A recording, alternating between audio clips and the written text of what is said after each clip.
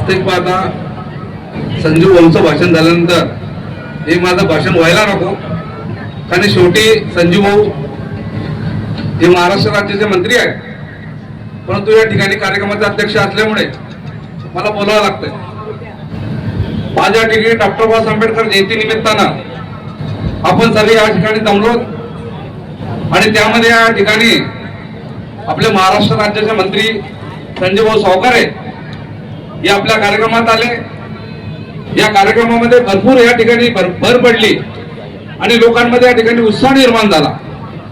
आणि संजू भाऊंना विनंती आहे ते सतत असंच तुमचं प्रेम आमच्याशी राहू द्या.